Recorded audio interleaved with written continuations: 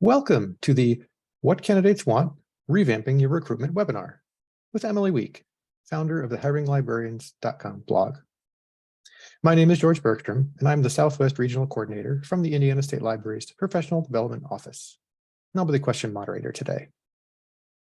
I'd like to start off the webinar with a few announcements.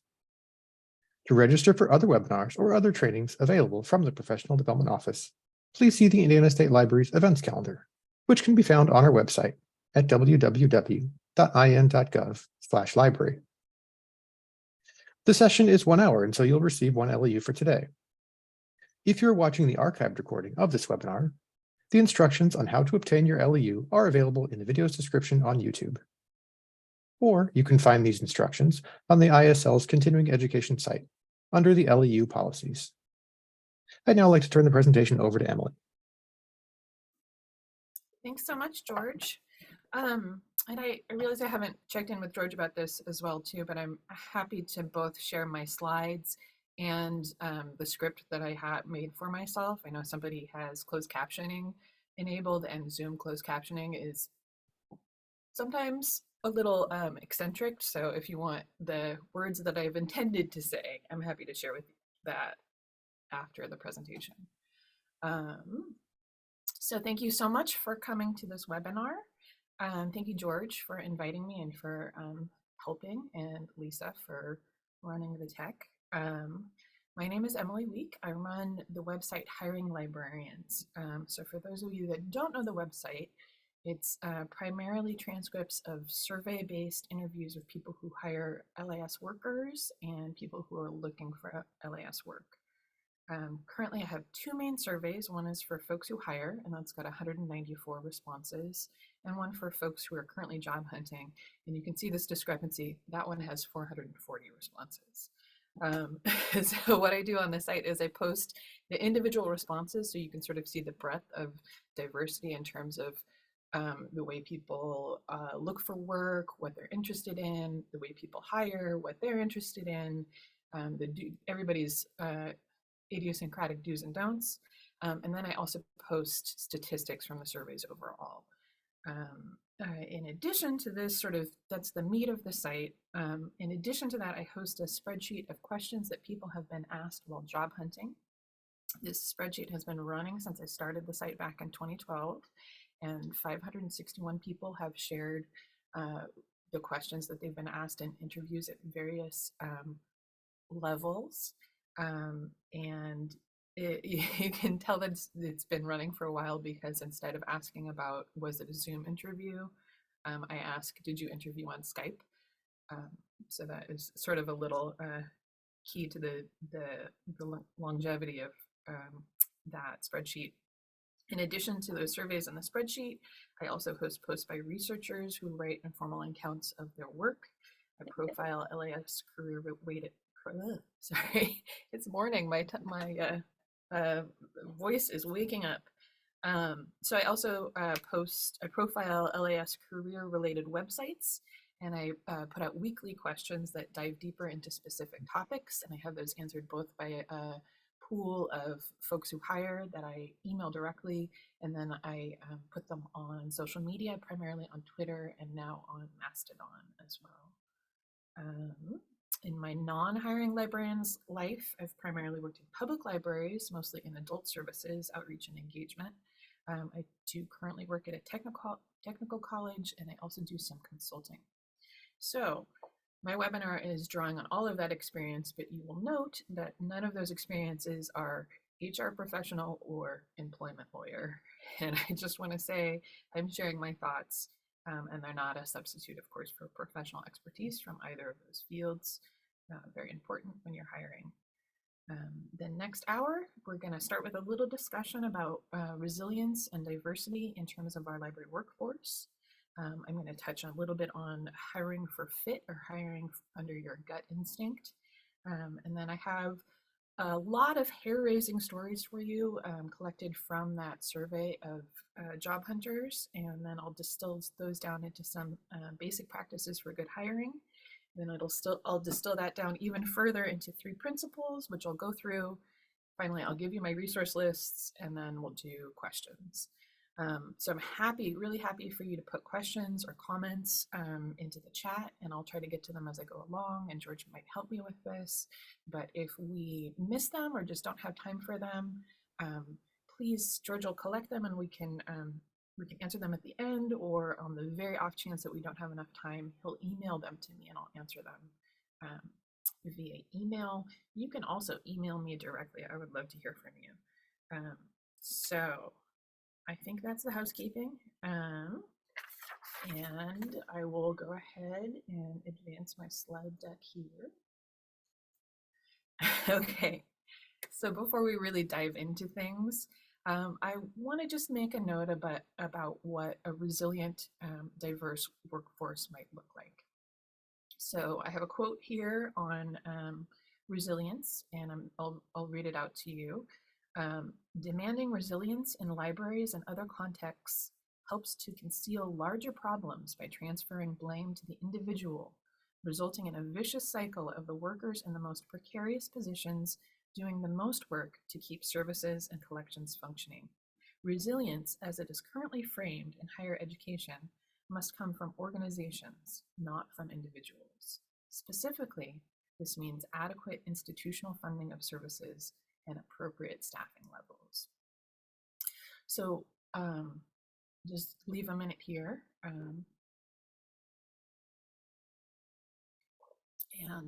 This quote, as I think most of my quotes are from an article addressing academic libraries, but I believe that this idea is also helpful for work in public libraries or in other institutions. Sometimes we say we want a resilient workforce, and what we really mean is we want staff who are willing to go above and beyond or to do more with less. These concepts are pretty deeply entrenched in librarianship, but I think we're beginning to see how that they can cause problems. I'm thinking of Abarzi Attar's article on vocational awe, which really opened up and set a lot of change in motion around that idea that that's what we should be doing. And then, of course, COVID has made a lot of folks rethink about where they place their energy. And it allowed us to acknowledge that many library staff are experiencing burnout or low morale. If you want to learn more about low morale in libraries, there's a researcher named Katrina Davis Kendrick, and she's done a lot of research around low morale, both in public and in academic libraries, and also in people who are job seeking. So she actually has a survey right now of job seekers and their experiences with low morale. And also she offers some services and trainings. Her website is Renewal in LIS. I recommend that you check it out if you haven't seen it already. So all this to say, when we think about resilience, we need to think about staffing, and not in terms of hiring folks who will do more with less. Resilience is hiring an adequate number of people for the tasks of hand, and even building in redundancy to ensure adequate coverage. Resilience is also planning ahead for being able to adjust tasks to reflect the actual capacity of your workforce. It's a property of your organization. Resilience and hiring do go hand in hand, but only in that the organization has adequately assessed its needs, its projected future needs, and its ability to hire and compensate the staff that will meet those needs. In fact, this is sort of the main theme of the webinar. The work of hiring is front-loaded, and it has to do with your assessment of what you truly need. So everyone involved in hiring can have a clear picture of what they're selecting for, and also what simply isn't relevant. And not only have that clear picture, but be able to communicate that to others. So the second quote is a statistic gathered by the good folks at AFL-CIO. And so I think most of us probably know this. We know that librarians are majority white, and that this is a statistic that has, despite diversity efforts, not changed much over time. For some perspective, the same fact sheet tells us we are even less racially diverse than the overall category that we're in, which is education, training, and library occupations. That category as a whole is 80.4% white. So we are sort of even less racially diverse than, for example, folks in the teaching professions. So I would suggest that any hiring effort you undertake includes a frank look at diversity in your library, and at least it begins to find and remove the most likely inadvertent barriers you might be putting up. Another point that this statistic brings up for me is how our support staff is generally more diverse than our librarians. So what's the barrier that keeps support staff of color from transitioning to the most likely higher paid positions, the librarian roles in your library? I feel like this is worth discussing with your support staff, and then once you figure out what is needed, providing it. The staff that you're looking for might already be in your library. They might already be pursuing the MLIS. They may already be performing uncompensated librarian work in a kind of an unstated internship under the guise of resume building or getting experience. Okay, moving on.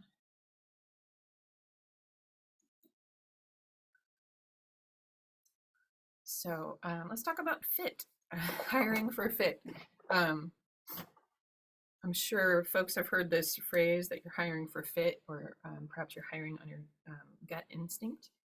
And it's a really commonly accepted way to hire, but it's also a way to hire that is pretty problematic. And in this article, Challenging the Good Fit Narrative, the authors say that the idea of good fit is indeed only good for one thing: replicating the status quo and allowing us to not work on a problem many of us clearly see. Again, another article around academic libraries, but I think has a lot of relevancy in other organization types.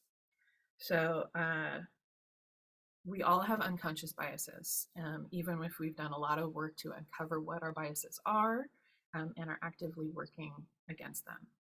This is part of how we keep from being overwhelmed by the world or paralyzed by indecision. If you're interested in learning more about what unconscious biases you have, Harvard has a series of implicit association tests that you can take to uncover where yours lie.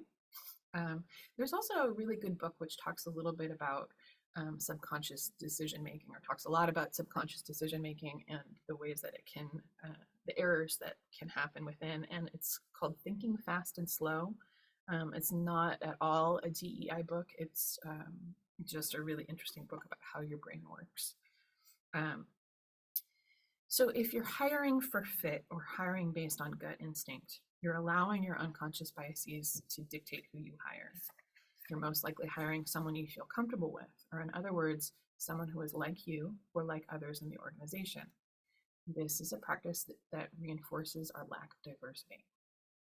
If you're interested in hiring beyond the concept of good fit, please make sure you take the time to define what good fit. Oh, I'm sorry. Let me say that again. If you are interested in hiring for fit, if that's a concept that makes a lot of sense to you, and you'd like to try to do it without the unconscious biases that we all have, the way to do it is to take the time to make sure to define what good fit is, and then to stick to those criteria. So write it down, make a rubric, run it by others. What is good fit in this position? Examine it, figure out if there are codes in your good fit that are actually creating barriers for folks. And then stick by what you've put together. You need to be able to articulate how your candidates do or do not fit, because if you're just going on your gut, your biases are almost certainly along for the ride. So, moving on, let's start with talking about our hair-raising hiring stories. So I have a bunch of stories that I'm going to share, and these are mostly from the job hunter perspective. In this job hunter survey, one of the questions I have is if you want to share a great, inspirational, funny, horrific, or other story about an experience you have had at any stage in the hiring process, please do so here. And I have 160 folks out of my 440 respondees chose to share something. So I'm definitely not going to tell you all 160, but I have some of my favorites. However, if you have hiring horror stories, I would also love to hear those. So please do feel free to write your horror story in the chat, and we'll open it up. It can be either something that happened to you as a hiree or potential hiree, or something that happened from your perspective as a person who hires. So I'll get started with talking about mine. If you have things that you want to share, please do so. Um, and I've got sort of them grouped into different categories. So the mildest horror story, which occurred over several respondents, was just that the place where they are applying took a very long time to respond, or never responded at all after they applied. So an example of this is one respondent wrote, the first job I applied to while I was in grad school took 6 months, 6 whole months, to email me and let me know that I was not selected, but that I almost made the cut for initial interviews. Thanks for the consolation, I guess. Many folks shared sort of the next strongest, or the next more horrific step, which was having an interview and then not hearing back at all after that. The example of that I have is one time, several months after I had a first interview with the institution, I received a rejection letter where they had forgotten I had ever interviewed with them. Another person wrote, I once did 2 rounds of interviews for a major archive, including a presentation and assessment, and they didn't even contact me to tell me they hired someone internally afterwards, not even an email. I was so offended at the lack of courtesy that I'll never apply there again.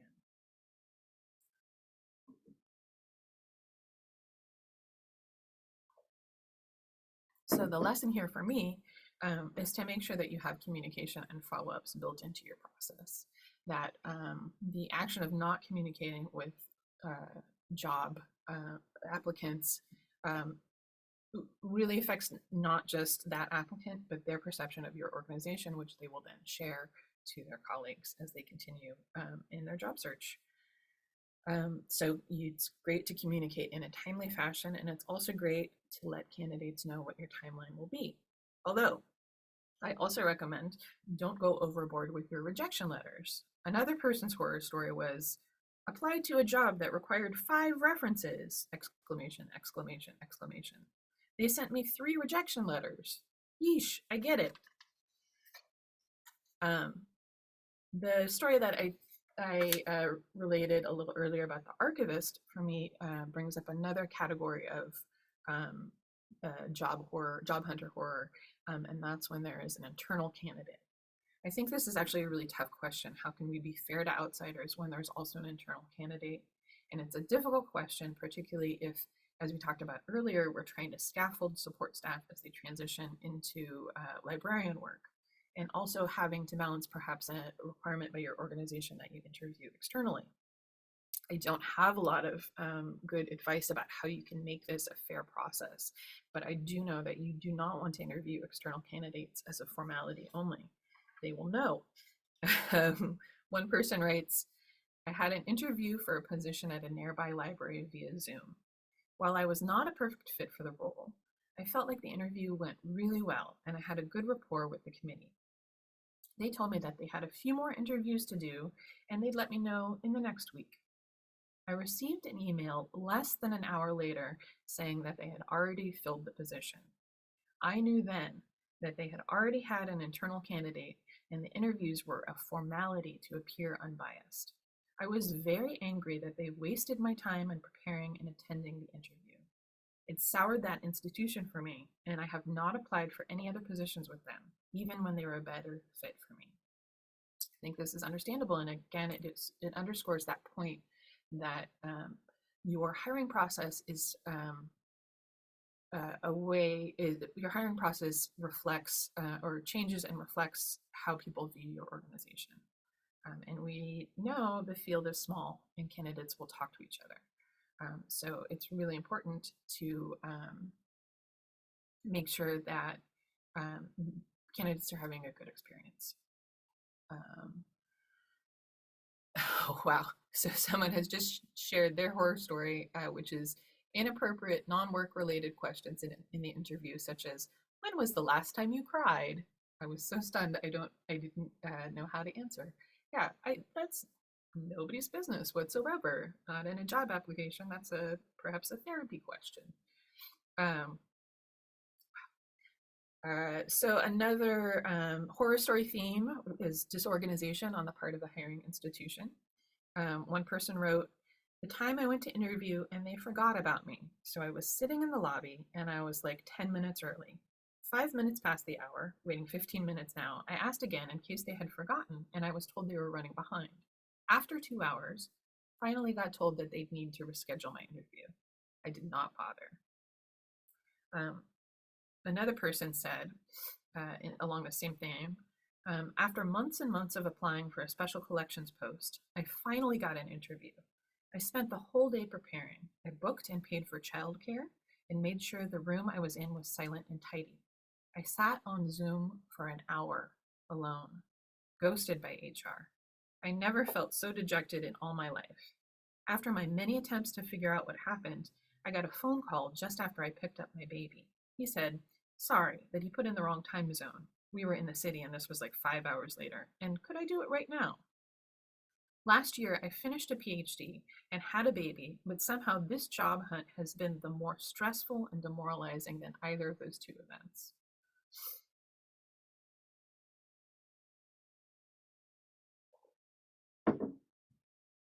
We all make mistakes, of course, but we should be extra careful around scheduling and logistics.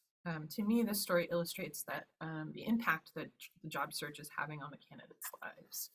If they're interested in your job, they're going to expend a lot of time and energy to put their best foot forward. They'll rearrange their lives, find childcare, do things that are really expensive or inconvenient for both themselves and their loved ones. So just to reiterate, it's very important that you are organized with your time management, with your process, and have everything built in place to respect that. Another example of this, someone wrote, once I was interviewing for an outreach/programming job, and to prep, I did hours of community analysis for the neighborhood on the job listing to have some great programming ideas ready to go. I didn't find out until halfway through the interview that the position was for mobile services. This was not posted anywhere on the listing. I checked after. And the location on the listing that I had researched was just where the bookmobile is parked. One of the most uncomfortable interviews of my life. This example also illustrates the need for clear communication about what the job entails. It's not only important that you understand and have a clear rubric of your requirements, you've got to let the candidates know that too. Allow them to self-select for you by being as transparent and honest as possible. Several folks wrote about experiencing a bait and switch in which they thought the job would be one thing, but they turned out to be another. For example, one person wrote, went into an interview for a position in adult services at X library, except it turns out now that it was for Y library as a children's librarian. I have no experience as a children's librarian and had spent 0 hours thinking about how to respond to questions about children. Great ideas for adult programming, wasted. Stopped applying for any positions in that county because every interview was a bait and switch, and they never communicated if you didn't get the position. Just called you in for another interview. In this category of bait and switch, some folks didn't find out that they had been fooled until after they had accepted a job offer. One person wrote, after I had graduated with my MLIS, I was applying for as many jobs as possible. One position I applied for was a public library branch manager permanent position in rural Canada, in a prairie province, which is kind of like the American Midwest, I think. I had 0 public library experience at this point and no desire to work in public libraries, but I figured, hey, why not apply? I might get an interview experience out of this if I do, and I sent the application.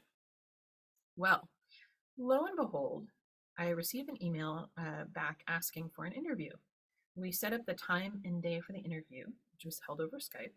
And on the day of the interview, it was myself and 2 board members of the public library conducting the interview.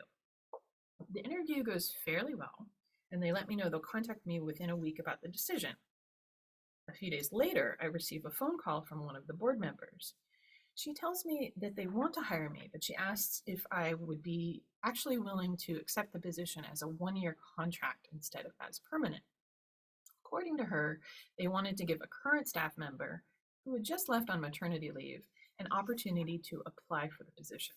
I thought that that was pretty considerate of the board, and given the fact that I wasn't certain if I wanted to work in a public library job, I accepted the position as a one-year contract instead of permanent, and I then signed the contract a month later.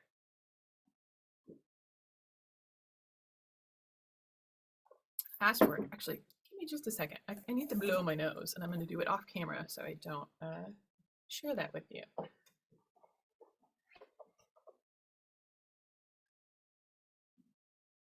Okay.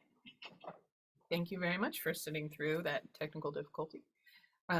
Okay, so where were we? We were in the middle of hearing from this person who had accepted a public library position as a one-year contract.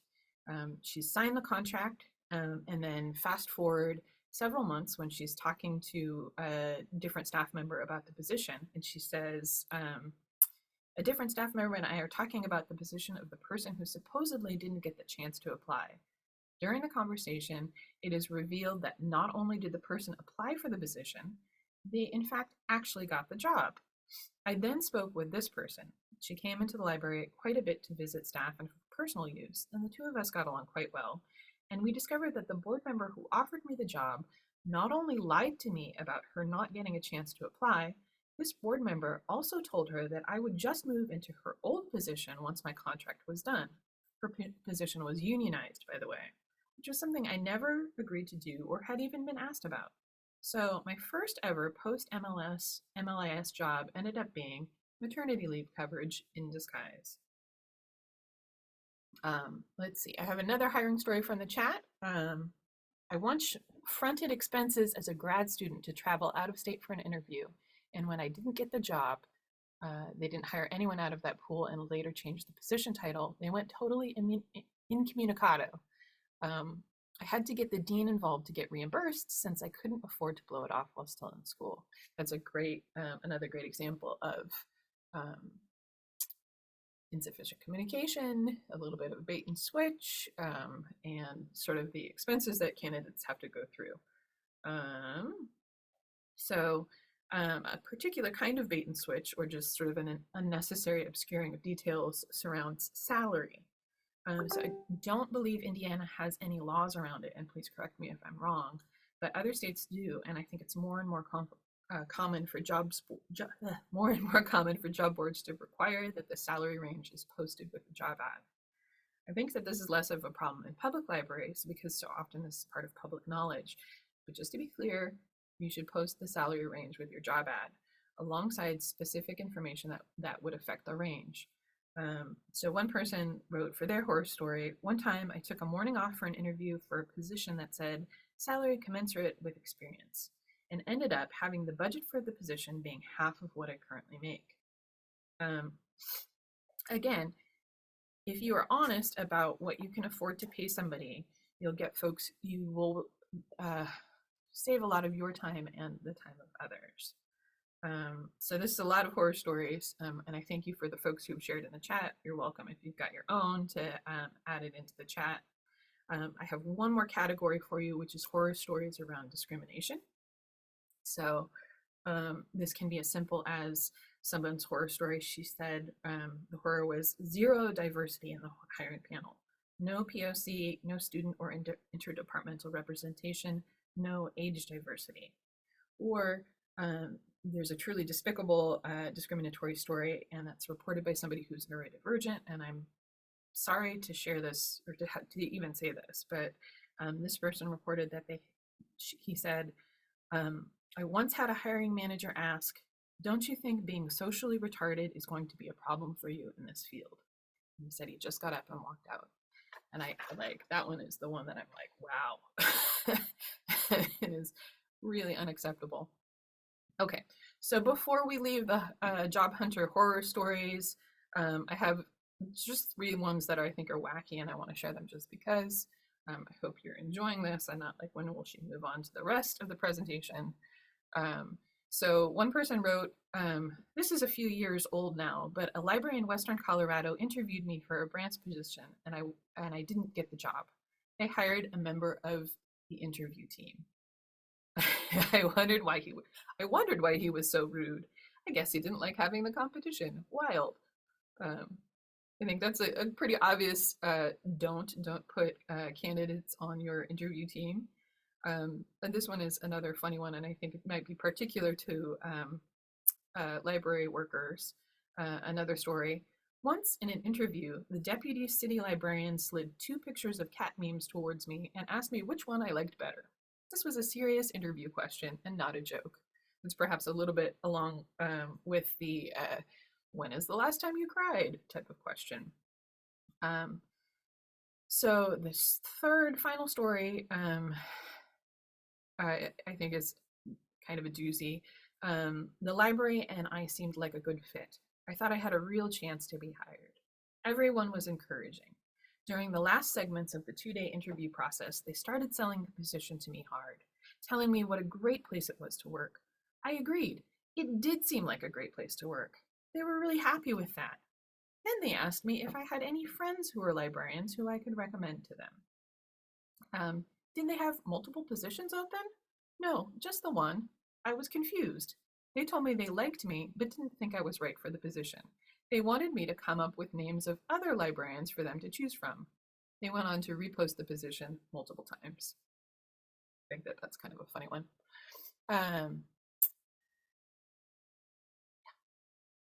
Okay, great. We have a question in the chat about posting salaries, and I really love that you've posed it not just to me, but to the rest of the folks here. I think we've got a lot of hiring experience. So in the chat, someone is asking, do you or any other attendees have any insight and experience with getting HR to be more upfront with salaries?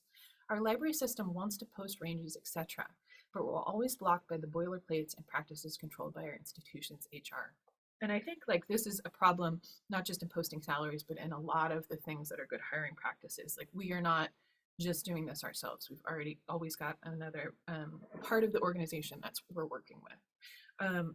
One way around it is just when you call folks for interviews, tell them the salary range, and you can do that over the phone. And so you can you can't. It's not getting it into the job ad, but it is at least a sort of band-aid step to make sure that everybody's expectations are in line. You might also, if you are a public institution and you're able to say something like, our salary ranges are public, check this site, or something like that, so you can at least find some workaround. But I would love to hear if there are other folks who, my final recommendation is, of course, and I'm sorry that I don't have these resources for you right now, but just to start gathering the evidence of that posting salary ranges is a good practice. And I think, some of that you can find if you look. California recently made it a law that you have to include salary range with the job ad. So you'll probably see a lot of articles around that decision by California. But also, if you want to post your positions on different job boards, find the ones that have salary as a requirement for posting, and then go to your HR and say, we can't find the staff we need without posting a salary range. Do other folks have ideas? I would love to hear more on this topic because I think it's really important, but it's something that's emerging. So it's definitely not something that is in everybody's practice. Okay.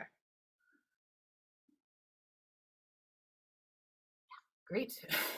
There are a lot of, what did this fall asleep? There are a lot of things coming up in the chat, so I will just actually leave those on the chat. I've lost my mouse. I talked long enough that my mouse went to sleep. I'm not finding where it is. Oh dear. I have a technical difficulty. George, do you want to read or talk through the, can I do this? There, okay. Yeah, I can use the keyboard. Yeah, we did have a follow. Yeah, we did have a follow-up. What if the range is posted, but HR refuses to negotiate with candidates, even if they do have experience? Yeah. Ooh, I don't have good thoughts around that. I think that this is one of the biggest issues in libraries right now is pay, and how we don't pay people adequately for the degrees or experience that they have. And I really want people to advocate for better pay for librarians, but like, how do we do it? Um, so, yeah, I don't know. Does anybody in the chat have a good response for that? I think that that's a great question. Um, so Jessica says, if HR won't negotiate with salary, then I would ask the job description be evaluated to better reflect realistic expectations for the pay. That's a great point. Um, I am going to, I'm looking at my time and wanting to move on a little bit. So if you want to keep talking about it in the chat, that's great. And maybe we can revisit at the end if we have time. Okay. Sure. Okay, great. So I want to take, so I just shared a whole bunch of horror stories with you with sort of some main themes. So I wanted to distill down what those themes were and the steps that we can take to sort of de-horrify the hiring process. So the first is, of course, to build regular communication into your process. One of the questions that I ask job hunters is, when do you want to be communicated with? And I give them three choices, and that's after my application is received, after the interview process is started, even if I'm not selected to interview, and the third is when they choose someone to fill the position. And the majority of folks would like to be contacted at all of those stages. I think that you can't, I mean, don't, like the example, don't send 3 rejection letters, but to some extent, you cannot communicate too much. And also communicate your timeline. If you are, so not just when you're going, don't just communicate with people out of the blue, but make sure that they understand when they're going to hear from you. If you're interviewing external candidates, make sure it's not a formality. Be extra careful with scheduling logistics, respect that sort of time that folks have put in. Have a clear understanding of your requirements and share that understanding with candidates. Don't bait and switch. Post the salary. We're talking about that right now. And then don't discriminate, of course. Do the work to understand, to make sure that you understand what this looks like. Like, as we talked about, many of us have unconscious assumptions, unconscious biases. It's hard to get rid of those. They crop up and we don't realize that they're happening. So you have to sort of consistently check what's going on, particularly if you're somebody that really likes to go with your gut. Make sure that that gut is not, telling you things to discriminate. Keep working on it. Okay. So those are sort of the main points that I pulled out of those stories. Those are the basics for good hiring. Hiring that's built with compassion and understanding for the experience of your candidates. And I think we can actually boil all of that down into 3 even more simpler principles. So the first is to get clear on your needs. The second is to communicate effectively. And the third is to center kindness. So let's talk a little bit more about each of those 3 principles. So for getting clear on your needs, a lot of my thinking on this is really heavily influenced by Ann Gillis, who runs this program called the Search Advocates Program at Oregon State University. So search advocates are folks who receive special training, and what they do is sit in on search committees, and they're advocates for fairness in the process. And they're looking both at how the process is fair to the candidates and also making sure that the voices of everyone on the search committee are heard. So she actually runs this free 16-hour training. Well, it's free for the first 2 people to take it at any institution. And I did it last fall, and I really recommend it even if you don't think that you're going to be able to use search advocates in your hiring process. It's definitely something that's geared more towards academic libraries, but it has a lot of worthwhile training for any institution. Her free trainings are currently all booked up, unfortunately. But you can sign up to be notified when new ones open. And she actually, I think, will do special trainings for an institution for free. So if you look through her site and think that it would be worthwhile to bring her into your organization, she might be willing to do that. She's very passionate about her work. She's done a lot of, she was in the Equal Employment Opportunity Department for a long time. So she's got a lot of chops. So Ann advocates for folks in the hiring process to slow down and really take the time to make sure the needs of the position are clearly and succinctly defined. And I know that it can be difficult to slow the hiring process. Often When we need people, we need them yesterday, or we're operating within the time frame of a larger organization. But the first step of getting clear on your needs is really key, and it starts with the job description. This is the blueprint for finding the person that your organization needs. There may be an existing job description, and if you're anything like the last library I worked at, it probably hasn't been updated since the 2000s, and it probably you can't update it because it needs to be updated by that HR, and they've got a million other things to do. So I understand that this isn't necessarily an easy thing or something that folks can jump on right away. But again, I think there's workarounds. If you have that existing job description, you think that you cannot change, you can still go through the motions of creating a new one, just so you're clear within yourself, within your search committee on what you need. So if you can do it within the bounds of your organization, change the job description that way, have it be official. If you can't, this is a process that's worthwhile anyway. So you might consider making a working document that you can use to communicate with all of the folks on your hiring committee and your candidates. Tarita, thank you so much for sharing the search advocates. Tarita has shared the link in the chat there. It's definitely worth checking out. The initial work on getting cleared with your needs can be done within the hiring committee or within your admin team or within the department that's hiring. But it is good to invite a number of stakeholders to provide input on creating this initial job description. So if you were using search advocates, you'd include one in this process. But you can also just borrow from that strategy and include somebody who is an outsider voice. So this could be somebody who's not in the department that's hiring. This could be somebody who is a member of the community. It could be somebody who works for another department in your city. Just basically someone that is not directly involved with the position. And this serves a couple purposes. First, they're not involved in the politics of the department. So they're able to be a little bit more fair because they don't know the agendas of folks. They don't really have a stake in that. Second, they can help you know whether or not you're making sense. Because they're outsiders, they won't know your lingo. They won't know your shortcuts for communication. So you'll have to be very, very clear for them. And that's helpful both for being generally clear with yourselves, but also for broadening the reach of your job advertisement, which is based on the job description that you're working on. So before you even start to edit or create the description, take a moment to think about the mission of your organization, the mission of the positions department, and to maybe craft a quick mission for the position. And it might probably be different from the mission of the position as it is filled now, assuming your position is currently filled.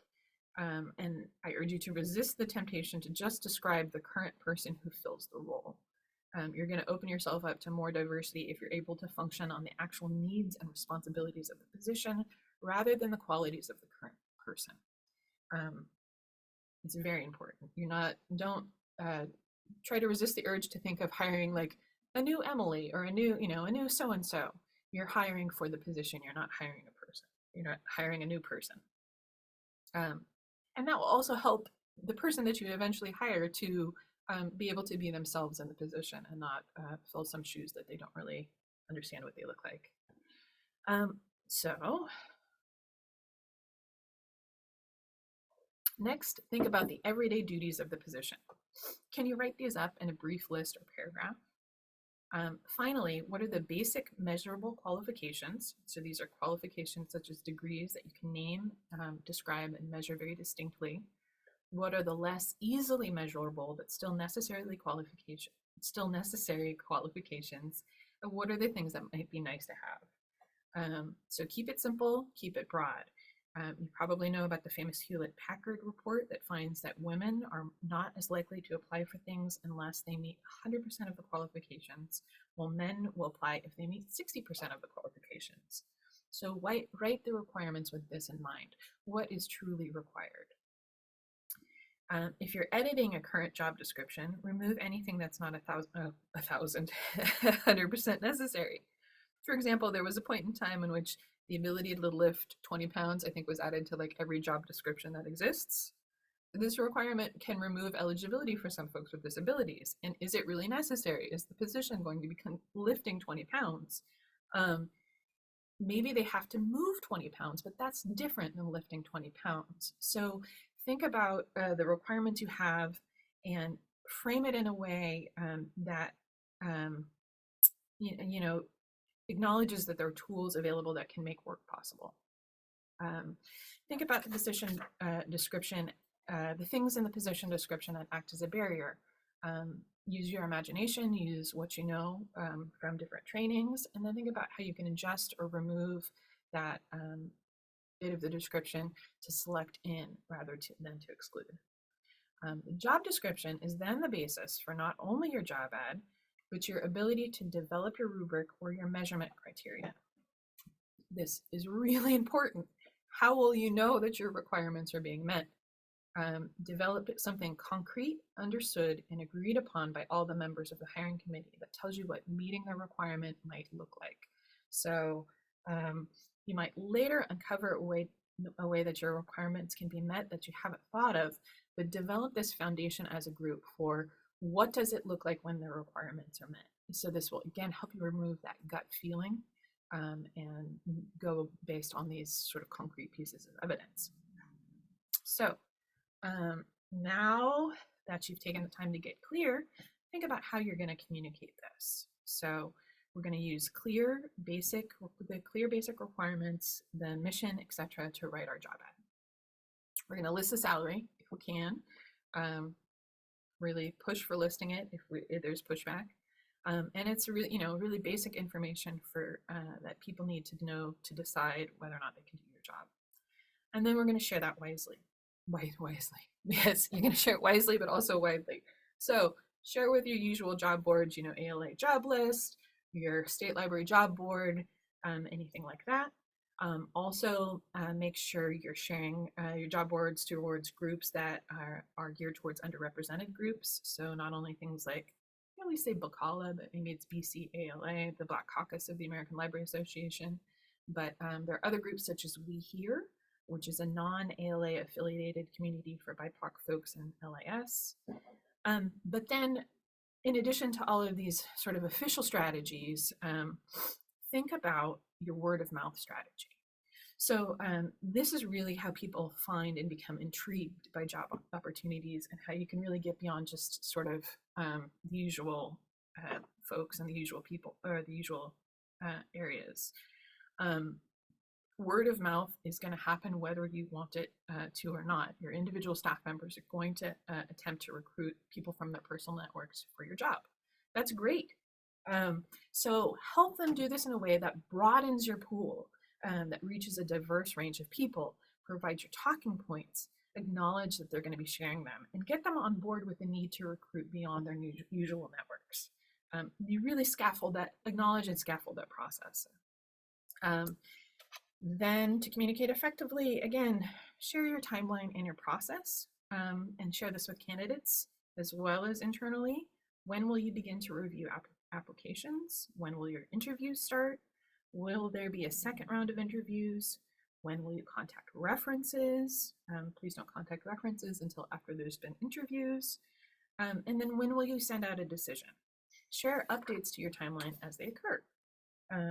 For interviews, let folks know the pertinent details in advance. Who will be there? What the room will be like? How long the interview will take, and if they'll be timed. Another horror story that I didn't share was a person who went into the interview, didn't understand that it was a timed interview and just sort of flubbed it completely through no fault of their own. And finally, this is another thing that I think is an emerging standard. Provide your interview questions in advance. And this is an accessibility issue.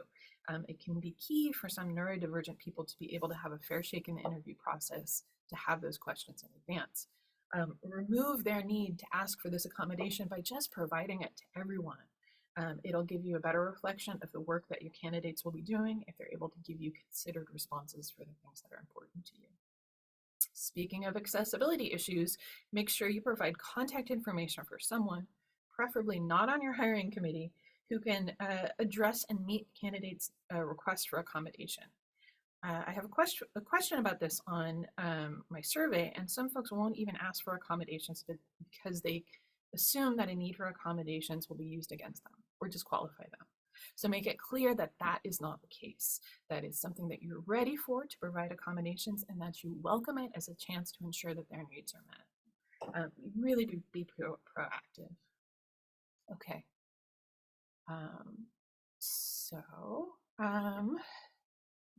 Okay. I'm going to keep moving. I'm so sorry.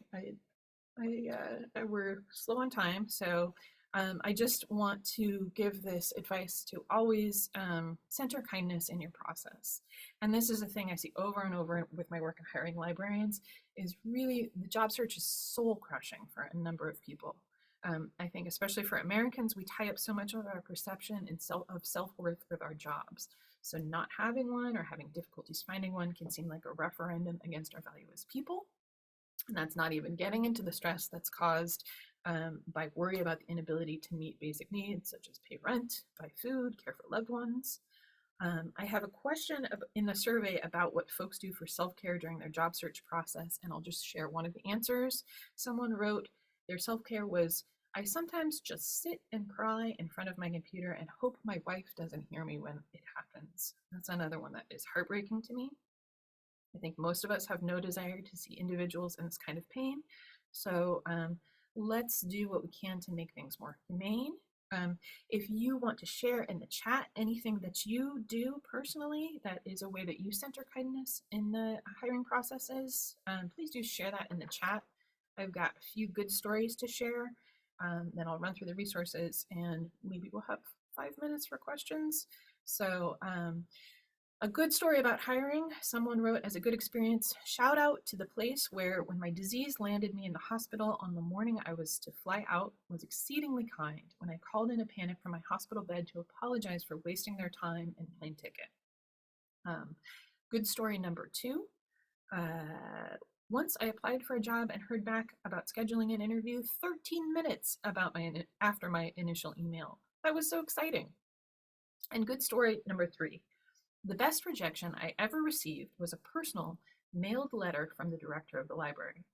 It detailed what they and the hiring committee liked about my interview, and that ultimately it was a close decision between me and another candidate. It may seem like salt in the wound, but it really made me feel appreciated and that I had not wasted my time going through a long interview process. I know it's often not possible for hiring committees to communicate like that, but it really humanized the whole process, and I wish more people would take time to communicate and offer feedback. So let's see. I want to pop forward to my resources. These will be obviously more accessible to you once you have the slides. Tarita already shared the Search Advocate Program link. Funnily enough, I'm also recommending a Library Juice Academy course called Recruiting and Retaining Librarians from Underrepresented Minoritized Groups. I went through that and it was super useful. A lot of good articles, a lot of good self-reflection, a really great opportunities to look at your process and talk to other folks that are also in the same boat as you. I have an article, I didn't talk about this one, but hiring better disability accommodations in the hiring process. This is just a really good overview of what somebody with, by a person who has disabilities, about how you can accommodate folks with disabilities in hiring. The link for We Here, which we talked about, the link for an article about that Hewlett-Packard report on why women don't apply for jobs unless they're 100% qualified. I've also included Fair Library Jobs, and this is kind of an interesting site. They have a manifesto for what makes a fair library job, what makes things fair in hiring and employment. But then they also, on their Twitter site, look at individual job announcements and will sort of call people out if they're doing something that they don't feel like is in line with that fairness. So I think it's a really good way.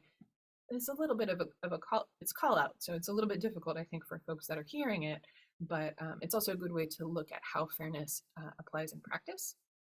We talked about Katrina Davis Kendrick and her renewal in LIS and the Harvard implicit bias tests. And then here is sort of the three articles, the book, and the fact sheet that I quoted. And finally, we are at the questions and comments. We have 4 minutes.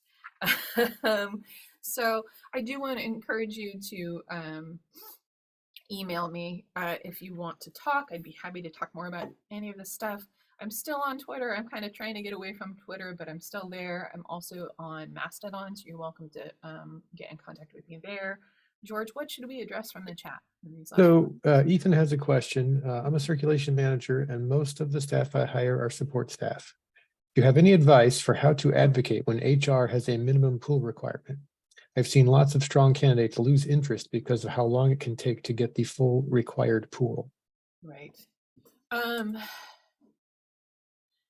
mean, you know, aside from what you probably already tried, which is talk to HR, and I think like this is the crux of a lot of problems, especially with public libraries or other sort of government-run institutions, is we have all these processes in place that are they're in place so that we can be more fair. Like having a minimum pool requirement is there so that we can not just have nepotism happen or have the same people keep working. It's there so we can have a broad look at everybody in the community and give them all the same opportunities.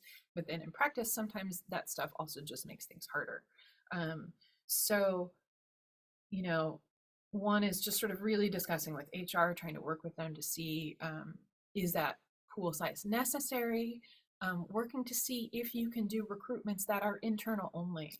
In my old library, we had a really strong union, and the union often required that we hire from support staff or from part-time staff into any permanent positions.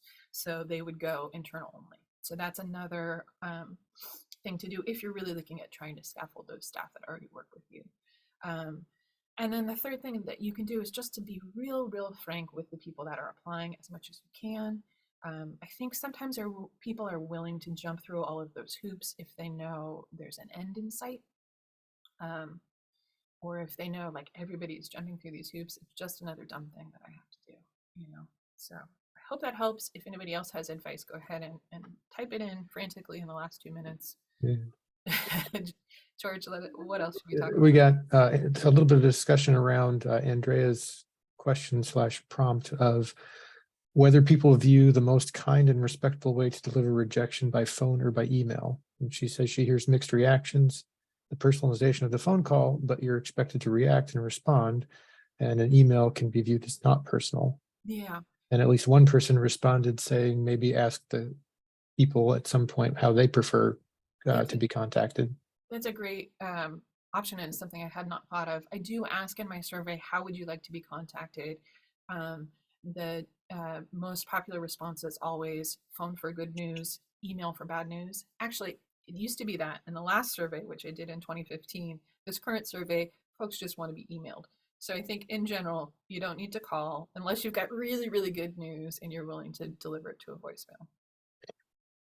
And I would follow that with, and this is more the hiring person and not the candidate, but if you as a hiring person are allowed to or want to give constructive feedback, I would rather have that rejection as a phone. Yeah. But if you can't provide feedback or you don't feel comfortable providing feedback, then email is probably easier, because I, as the candidate, am going to have lots of questions for you about why I wasn't hired. And also you can take the time to sort of process. You don't, if it's disappointing to you, you don't have to be disappointed with a stranger on the phone. You can be disappointed to yourself. I think it also might be a nice thing if you are able to provide feedback to include in your email. I will provide feedback by phone. Contact me for an appointment for this call. Something like that. Yeah. Mm-hmm. Great. And then a lot of just comments. Someone mentioning that their anxiety leading up to interviews because they like to know what is coming and happening. So they've tried to modify their own searches. So they added an extra column to the interview agenda that lets candidates know the purpose of each meeting and what they would expect or not expect. So in the list of what we expect, pretty typical, but what we don't expect. So for example, in the presentations, they say things like, we do not expect you to memorize your presentation. Please use notes that you want. That's So, great. Yeah. mm, I think a spreadsheet can be really wonderful for helping people that are applied to just remember all, like, especially when you're applying to so many different places, to just remember all of those details. yeah. And then we've got some discussion around the MLIS and whether it's necessary, and to really, when you're doing that job description and position description, really think about that, because it can be gatekeeping at the cost of the education, etc. And so does the position require it, and those sorts of things. Yeah. I've come to feel on that discussion, like, help folks get the MLIS. Like, let's make it would be great if all education was free. If it's not, like, help with that finance, help with the class, help with everything you can. I think we're at 2 minutes over, so I just want to say thank you to everybody. Sure. So yeah, this has been great, everyone. We're getting some thanks in the chat. Definitely add more questions, and we can get those to Emily afterwards, or of course you've got her contact info there, so Yeah. feel free to do that as well. If any of you have to rush off to other meetings, we understand. Let me grab the LEU form really quickly for anyone who needs that. You can go ahead and, oops, trying to grab it. A second.